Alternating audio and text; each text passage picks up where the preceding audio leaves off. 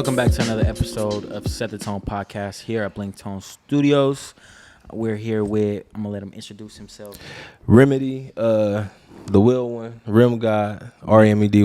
Man of many different skills. You know what I'm saying? Hell yeah. You know what I'm saying? Yeah, I appreciate you sliding through, man. For sure. It's a For pleasure sure. to have you. We didn't know you were sliding on today, but shit, I'm glad, man. Makeshift. We got to make it Glad happen. we had you on, bro. Hell yeah. But yeah, how you been, bro? I know we just shot a video recently. I know you Yeah. got music flowing out. What have you been focusing on a lot recently? A lot more. Recently I've been doing more producing. Just getting around and expanding my horizons with that. Also writing for other people and you know helping come up with songs and concepts and things of that nature.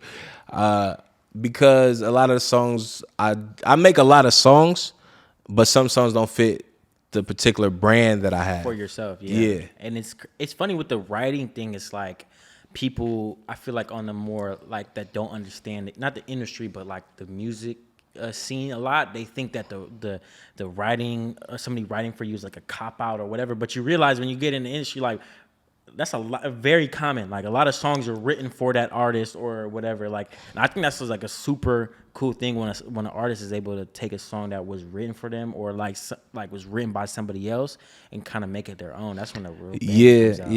Yeah. I think it's a different skill to even be able to hear like, oh, that song is tight, but your voice ain't all the way tight on there. So let me put my voice and try it out. Being able to come out with a song and then be like, you know what, I see somebody else. Oh yeah, that too. Yeah. A lot of that come from a guy that y'all had on the show previously. His name's C-Lee. I send him a lot of songs and shit all the time, and he might say that shit hard, but not with your voice or not for you. And it kind of sparked the idea in me to go try to, you know, pitch ideas to other people and shit of that nature, and it's kind of working out lately. How important do you think it is to have those kind of people in your life where they're not just yes man? Yes, man. Yeah, It's extra important. We can go on a music sense. I think the people that's the biggest assholes to you are your biggest motivators. So like, although he might say a song weak, when he says a song is good, I know it's something about that song. Like, you get what I'm saying? Right. Yeah. Like, or even deeper in life, not having Yes Man kept me independent as a person after, you know, I got shot and everything as a kid. The people around me wasn't just doing everything for me. They was like, you want something to drink? Get up and go get it. You know what I mean? They wasn't necessarily babying me. Yeah. Right. And it kept me still myself instead of turning into somebody who needed help with everything. That like prepare you for the moments when you don't have anybody around you and you have sure. to like you have to navigate, whether it's through life or music or anything, where you find yourself in, no matter how many friends and people that you have as business partners, you find yourself in a lot of situations where you're to the neck and you have no one to rely on. So you got to be able to navigate yourself, and you're only able to do that when you have people around you that's not doing shit for you. For sure. It take a lot of courage to get in a position where it's like it only depends on what you do. Like, and being able to still go out and do it or chase whatever you chasing. For instance, I just came back from LA.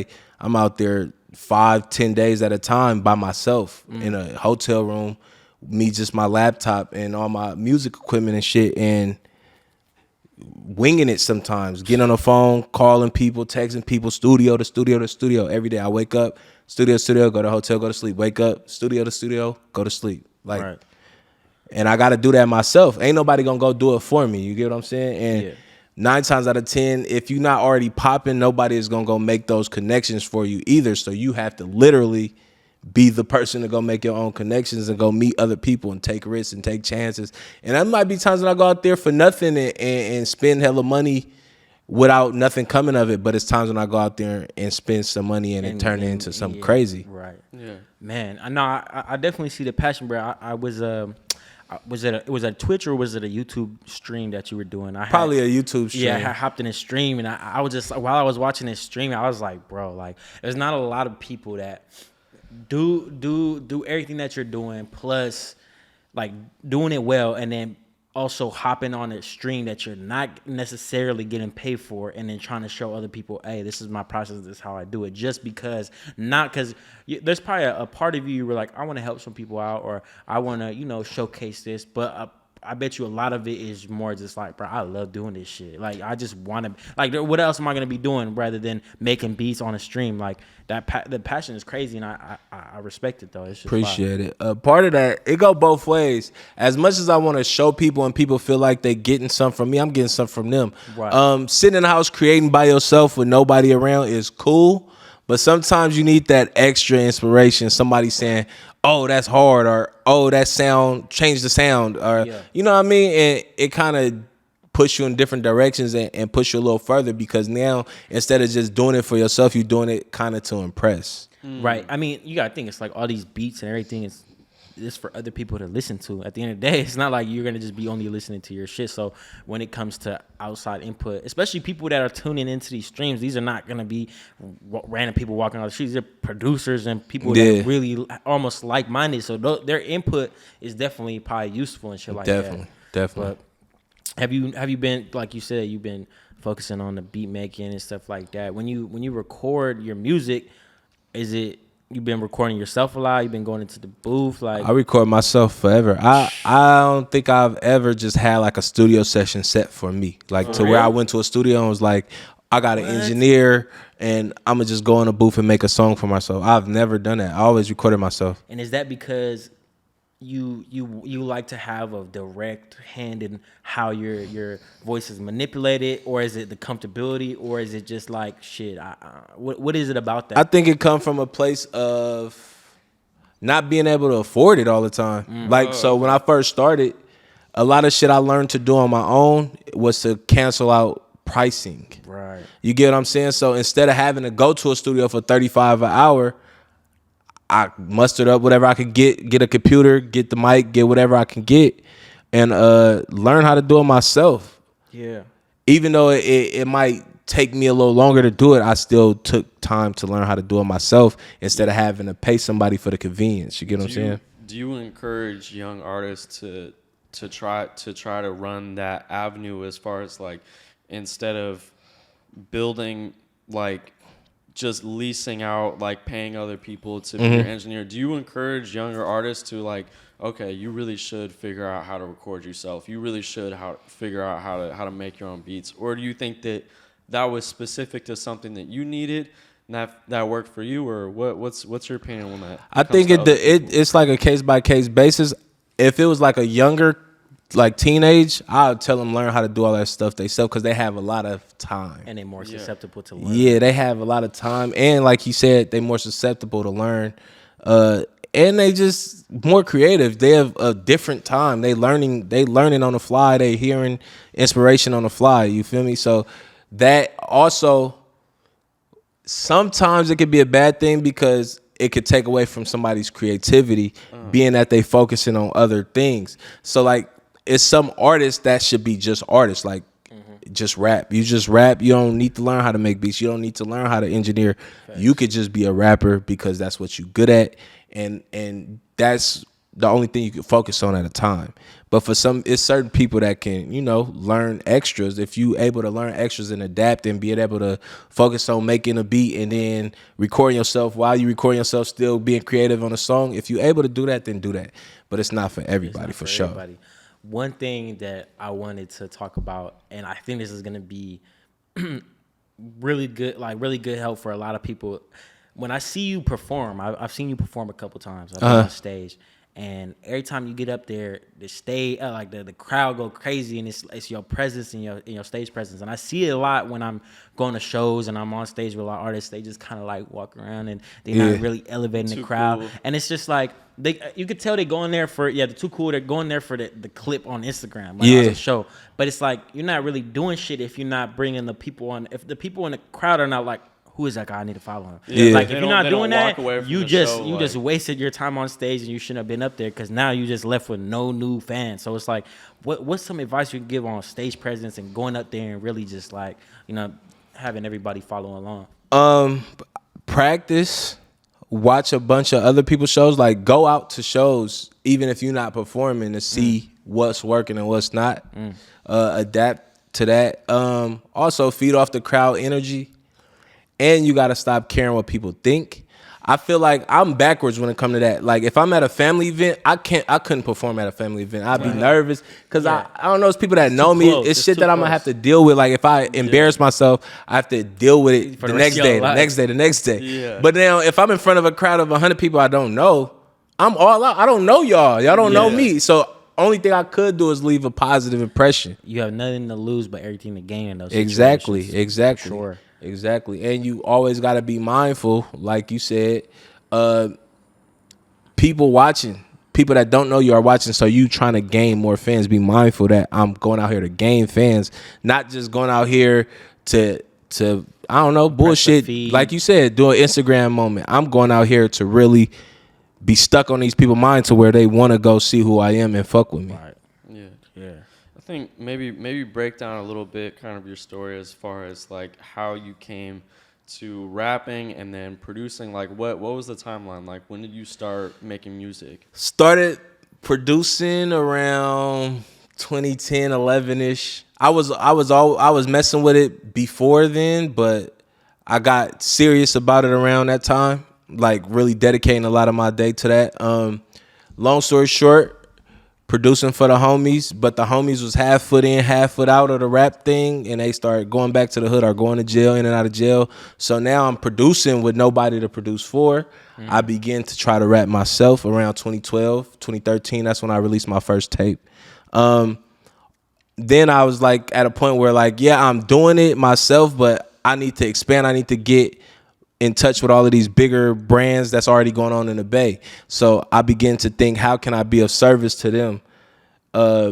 And I learned how to shoot videos. At the time, it was only Air Jerome and them that was shooting videos. This dude does everything. That's crazy. Everything. They was shooting videos, and they prices was $600-700 in 2012, which was a lot of money. So you're like, I'm gonna be like the little hood dude that's taking 200s and 150s and go, shoot the lower budget hit videos, which I did end up gaining a name doing that.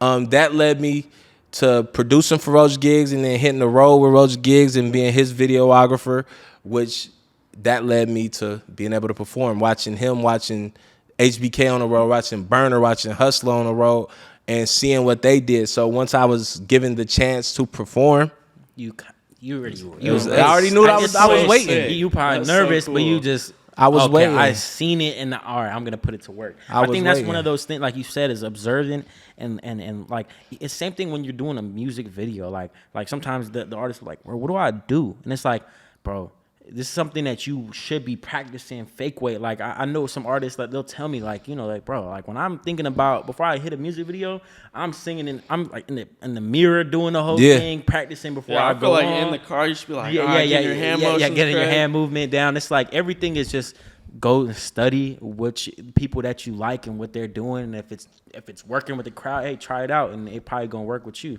Definitely.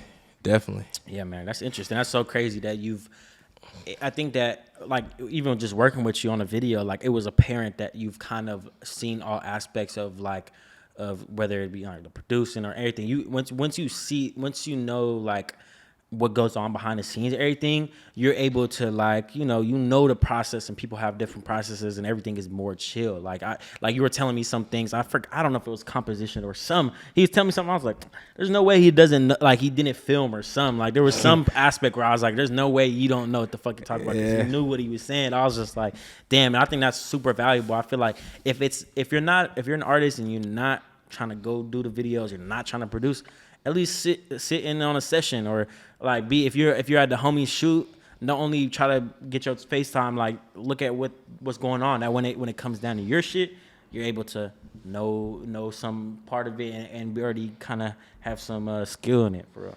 Yeah, what do you think that you gained from as far as like working in the industry after kind of dabbling in all of these different realms of making music? Like, learn from everybody else's mistakes. I done seen the most rise and fall time and time again.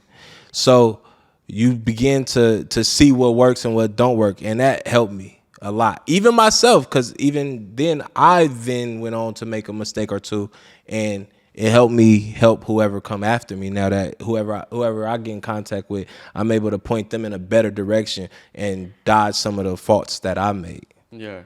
What do you think as far as like, obviously I didn't even know that you've been kind of working for that long. Like that's a long period of time. Do you think that as you continue working in the industry, as you continue making music, do you think that the process gets easier, or what do you think? Like, do you see like yourself having a long, like being working in the industry, working with all the different artists? Like, what's your goal, and where are you planning to be within the next 5, 10, 20 years? Definitely plan on being in the industry for a long time on a grander scale. I'm easily adjustable. So like when the sound's changing and what's going on changing as a producer, I might go listen to it a little bit and then begin to make it myself. Not saying I try to sound like people, but I understand that times change and you can be dated sounding. You get what I'm saying? So that's for sure what I plan on doing. Yeah. In the next 5 years is to continuously be in the industry, continuously building and expanding and networking and figuring it out. Yeah. I was trying to think of the quote. I was trying to figure it out the whole time. Somebody had told me, like, going off what he was saying, it was like, someone said to me one time, it was like, a smart man learns off his own mistakes, and a wise man learns off other people's mistakes. And that shit always stuck with me. I was like, what the fuck? Like, yeah, man. If you see it don't work, not even saying just once, but I think it's like an ego thing, a pride thing. You like, I want to do it my way. So if you see it happen once, your ego tell you, just because it happened to them, it don't want to happen to me. I can do it still. Yeah. And as an artist, I think that arrogance is needed, but at the same time, it could be your downfall. Mm-hmm. Okay. You got to have a good balance of ego and some kind of logic behind it, which is why a lot of artists have managers or like a business person or like the homie that might think shit different than you. They come with the ego and they come with the plan. Exactly. That's normally what it is. It's like, I want to do this and you gonna help me how? You gonna tell me how? Yeah, right. I don't give a fuck what nobody else want to do. I want to do this. Your job is to tell me how to get to where I'm going. Speaking of managers, if you haven't already, check out the episode with Russell North. It's dropping very soon. If it's not out already. That management thing is tricky. Yeah. But man, if you were to leave people with, like, whether it be producers or young producers or people in the industry with, like, let's say consistency or my thing is, like, if you touch on passion, bro, because I see it a lot with you. Like, how do you maintain that passion over time? Like, be you. Continue to really be you. Like, be okay with being you, though, because it's times when I might go in a room and I play 30 beats for an artist that's like somebody. I look at them as like a pinnacle type artist, and they pass on every beat. That don't make me go home and be like, fuck them. And no, I just go home. I continue to work. I feel like I get better from somebody denying me. You know, I go back and get hungrier from somebody denying me, but it all starts off as me being myself, being comfortable with who I am. So me knowing my sound might not be for everybody because it's me. Right. Everybody don't like you as a person, so everybody not gonna like what you produce, what you make, and all of that kind of stuff. Right. Also, it's find a way to later in your career, find a way to stay in love with whatever it is you do. So like with me, music, I love making music, but I'm not currently in love with music. So like, you know, it was a time when I used to go on all the blog sites and try to be the first one to find out who the dope new person is. Now I don't care for it, and I'm trying to find a way to get back to that because that was my most creative moments, was when I cared about what was next up. Like, what if I know you're still on the road to that, but what is one step that you think that has taken you a little bit closer to retouching and rekindling with that passion? Going to live. Like, bro, I used to bury myself in working and thinking like, oh, I'm gonna make 100 beats this weekend. Bro, that shit don't help you. You gotta go live, go experience some shit. So like, I went on a trip to Hawaii, and out there I'm listening to hella music because I didn't bring my music shit with me. So now I'm just listening to like literally listening to music, not thinking of it from an artist or a producer standpoint. Just enjoying the sounds of somebody else's music. And I think taking that break sometimes be like real vital in like any situation. Right. For sure, man. That was a great conversation. If you had anything more to say. Man, fuck these people, bro. Just Right. be you, man. Like at the end of the day, everybody ain't gonna like you. A quote from our guy over there: "Something for everybody is something for nobody, man." So make sure you find a dedicated group of people, a target of people that you want to influence and that you want to mean something to, and attack that until that spill over into other lanes, man. Yep. Make sure you go check them out. Links down in the description below. That was another episode of Set a Tone Podcast. Yeah, we out.